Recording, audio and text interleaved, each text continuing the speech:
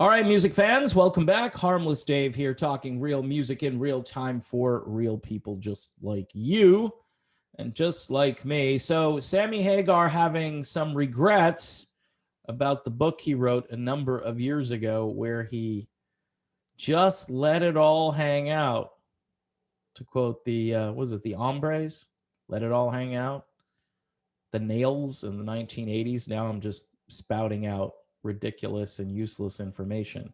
Um, so this article, Sammy Hagar regrets Eddie Van Halen drug bombshell. So apparently the book has a lot in there about what Eddie was up to at the time.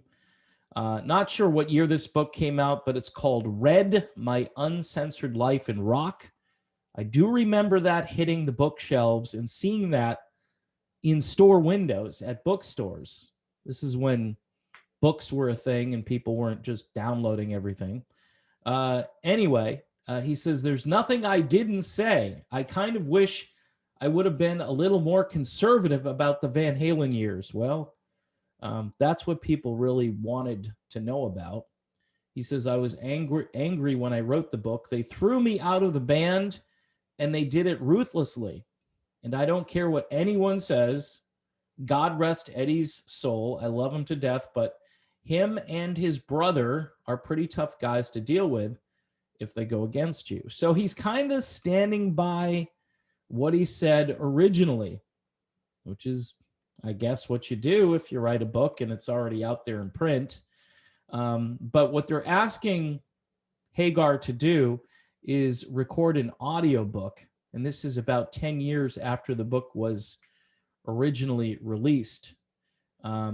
He says, I'm kind of afraid to do that because I'm going to change it.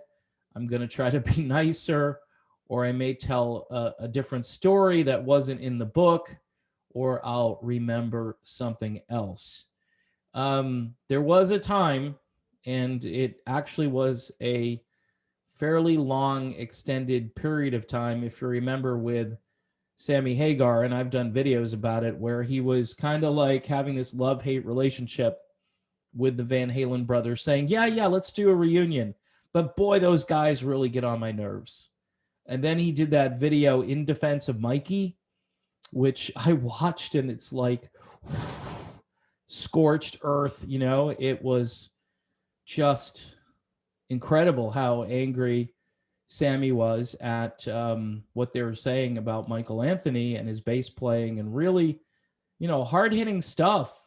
He did not hold back, and that is typical of Sammy Hagar when you get him in the right mood.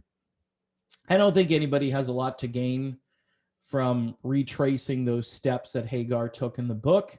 It's kind of like Don Felder in his book. I agree with Don Felder. I agree with everything in his book. But to relitigate it and to throw people who aren't here under the bus again, like Glenn Fry, that's just, I don't know. It has kind of a wrong feeling to it. Most people instinctively know, maybe I should just walk away from this and not, add more fuel to the fire. In any event, Sammy has some regrets. Maybe he's thinking he should have gone a little mellower, maybe spent some more time with the solo career that took years to get going, or his time in Montrose. I'm sure he covered all those things, but people really wanted to know. They definitely wanted to know the dirt on Van Halen. Anyway, that's my video. Thanks for watching. Don't forget to subscribe to the channel, hit the bell for notifications, and please, you can join me on Patreon for just $1 a month. I got people from all over the world. It's just weird.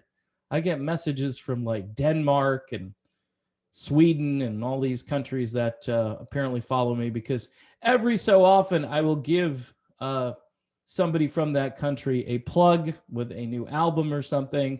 My buddy Kent Hilly, who just released a song, which is just amazing, and his band Perfect Plan. I've talked about those guys. I should do it more, and I will. So keep watching. Thanks for doing it, and see you soon.